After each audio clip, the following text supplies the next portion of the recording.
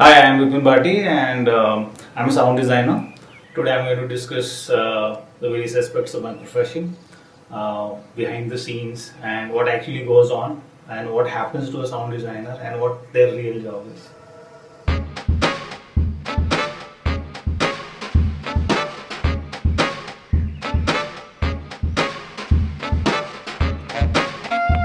How would Vipin describe Vipin Bhati, the professional? I I am not that kind of a professional actually. I would say I'm a person who wants to do almost everything. Although I've done sound most of my life, but now I want to do almost every other thing apart from sound. Sound design is an emerging field in India. So, what drew you to the industry? Like, why specialize in sound design? Sound design is not an emerging field actually. It has been there for a while now. And it emerged as a field 20 years back, I would say. In fact, I would say my peers and the people who passed out at the same time from film school kind of created the industry. So, like Rasool was my senior 1 or 2 years, and Satish PM and all these guys. So, they set up studios, set up protocols, and how actually the workflow. It was a very, very different scenario when we came out. The whole world was analog and it was shifting to digital. What drew me to sound design? Actually, it was just a coincidence. Like I said, I want to do almost everything. When I was in college, I wanted to do everything and I was doing everything. I was playing cricket for Delhi under 17. I was also doing theatre in Delhi. At that same time, I was writing for newspapers. I was teaching. So that was the gamut of things that I was doing. Apart from that, I actually was interested in physics. But my girlfriend wanted to do camera.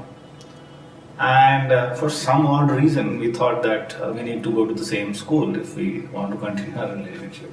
So she applied for camera and I applied for sound because getting into 8 seats, both of us, same background, it would be difficult to get into camera. So I said, okay, I'll go do sound. Because anyway, we wanted to go to film school and there you learn everything. So I got into sound, she got into camera, and when she got in, she dumped me.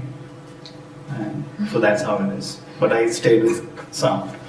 You spoke about having worked on both small and large scale productions. So, if you could tell us a bit about the experience of a sound designer, what it is like to be on set as opposed to that just in an independent studio. There is a big difference between a large scale production and a small independent kind of a setup. In fact, I actually like independent kinds of setup. You need to do large scale productions to actually run your house.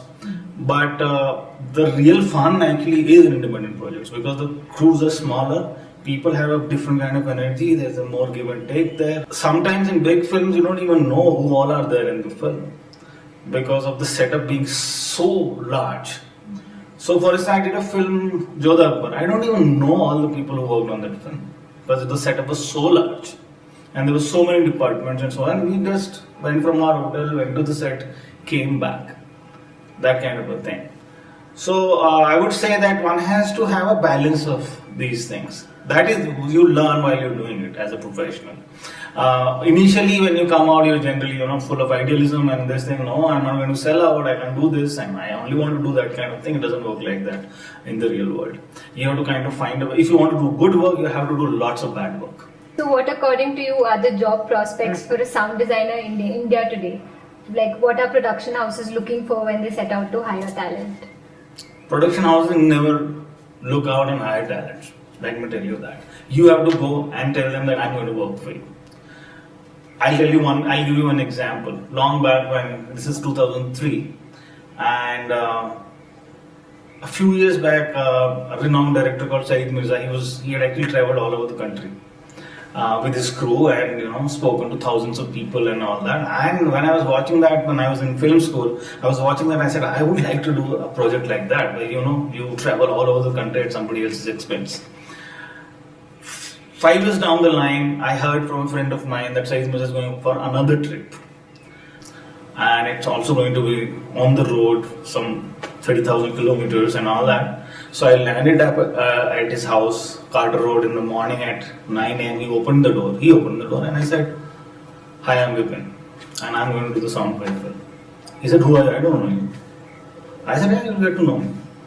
I'm from the film school. And his last sound person was Devashish, who I remotely knew. So I just named him, dropped the name. Said, oh, acha, acha, you're Devashish's friend. I wasn't his friend, but he said, yeah, yeah.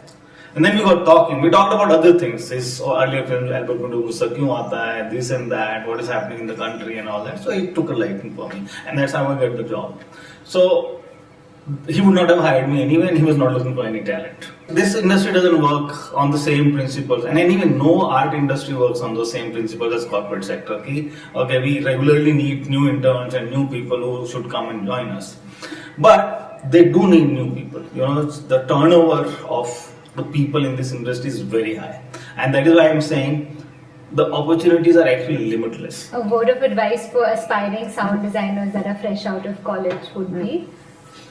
I would say that do your masters in sound designing, maybe from the film school or somewhere else. Like Vancouver is a very good film school where sound is done. Word of advice is this, that the only thing required actually is hard work and your willingness to do that hard work. So people hire you on the basis of that most of the time. How willing are you to do hard work? At least in the beginning. Later on you will realize what the game is. And the game changes every 5-7 years. So maybe you know the industry very well and you do, but people change. Producers change, directors change, actors change, everyone changes, and they come with a different set of ethos and different types of working styles. I'd like to say that any job that you want to do is actually a people management job. So sound is not a technical job. You have to make relationships, you have to please people that you do. And I used to have this piece of paper in which I had some questions regarding how you do sound on films, and I used to give them to actors and actresses. And one of the questions in the end was, what is the meaning of life? So generally that was the icebreaker. They would read that and my answer to it, and then they'll come to me. What is this? We've never seen a sound where I write something like this, and that will start our relationship. So build relationships and work on them, and the rest will follow.